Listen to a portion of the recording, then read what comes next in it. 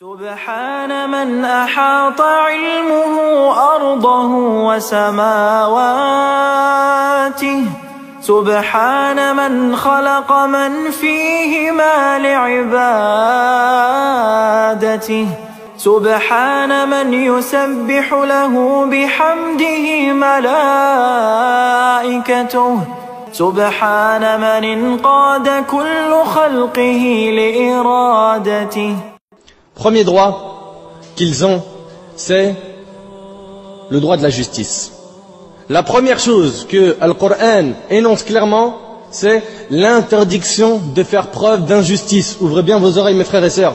L'interdiction de faire preuve d'injustice envers qui que ce soit, musulman ou non musulman. Il n'y a strictement aucune différence. Le musulman a une obligation constante de manifester de la justice et de l'équité à partir du moment où en face de lui, il n'a pas quelqu'un qui cherche à le nuire.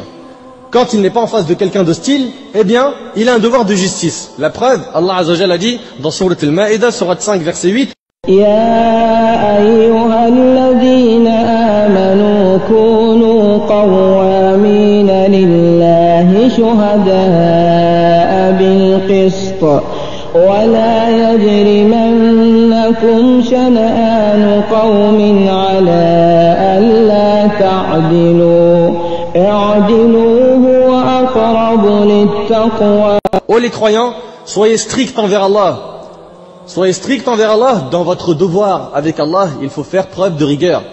Ô les croyants, soyez stricts envers Allah et soyez des témoins équitables. Si tu dois être témoin d'une affaire, d'une chose, tu dois être juste. Juste, tu prendras le parti de la justice et non celui de ton ami ou celui de ta famille ou du musulman, s'il est en face d'un non-musulman. Et soyez des témoins équitables et que la haine pour un peuple ne vous incite pas à être injuste. Pratiquez l'équité, cela est plus proche de la piété. Ouvrez bien vos oreilles, Allah il dit, et que la haine pour un peuple ne vous incite pas à être injuste. Pratiquez l'équité, cela est plus proche de la piété. Que votre haine envers un peuple mécréant ne vous pousse pas à les opprimer. La première catégorie, al-mu'ahad, ça veut dire quoi? C'est quoi un mu'ahad? Un mu'ahad, ouvrez bien vos oreilles, définition, c'est un mécréant sous-traité. Un mécréant sous-traité, c'est le non-musulman qui rentre dans le cadre d'un accord de paix avec les musulmans. Celui-là, la paix et la sécurité lui sont garanties tant que l'accord entre son pays et le pays musulman n'est pas rompu. Exemple, un Français qui irait dans un pays musulman quelconque. Et sachez d'ailleurs que tous les pays, j'ai bien dit tous les pays, à l'exception de certains, ont des traités de paix entre eux. Ils ont des traités de paix entre eux. Celui-là, le mécréant sous-traité, son sang, son honneur et ses biens sont sacrés, il n'est pas permis de les toucher. La preuve, d'après Safwan ibn Sulaym, radiyallahu anhu, le prophète alayhi salatu wassalam a dit, quiconque fait preuve d'injustice envers une personne ayant contracté un pacte de non-agression avec les musulmans.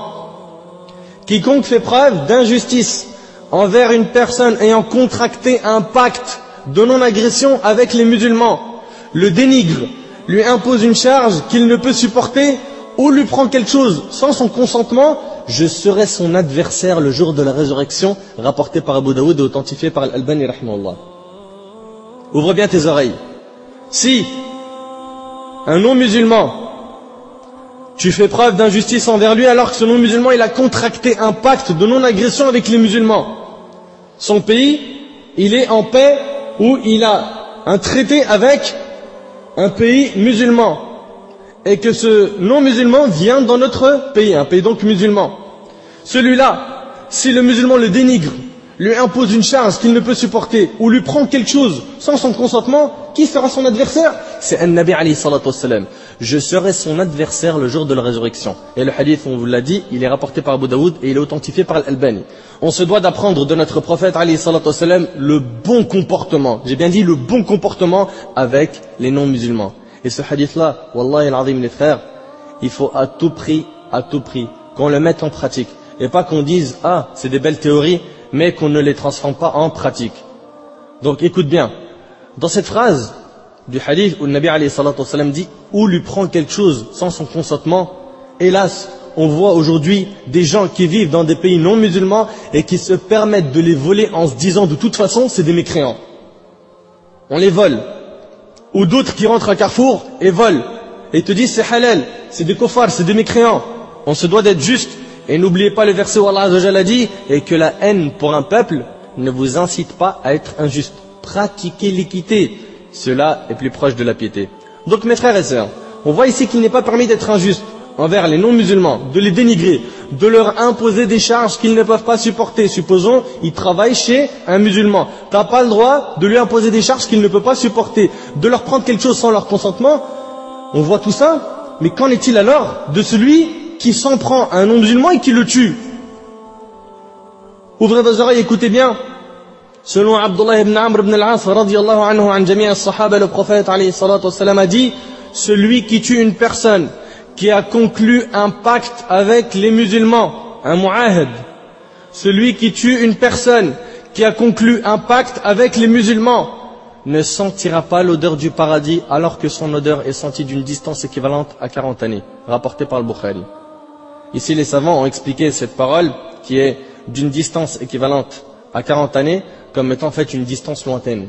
C'est-à-dire que l'odeur du paradis, on la sent de très loin, et lui, il ne la sentira pas. Pourquoi? Car il a tué un homme qui a conclu un pacte avec les musulmans. Cela est donc dans le cas où le non-musulman rentre dans un pays musulman. Là, ici, on parle de quoi? On parle du non-musulman qui rentre dans un pays musulman. On n'a pas le droit de lui faire du mal ni de le tuer. Qu'en est-il de notre cas, à nous qui vivons dans un pays non-musulman? Qu'en est-il de notre cas? Pour ce qui est de notre cas, ce pacte de paix a été matérialisé par les signatures qu'on a fait sur la pièce d'identité.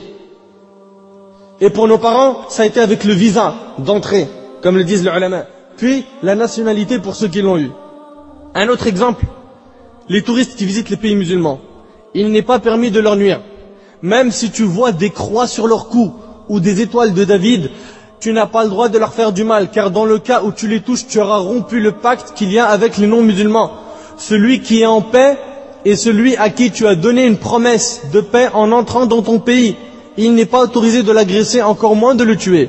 L'exemple du traité de paix à notre époque, c'est donc le visa d'entrée.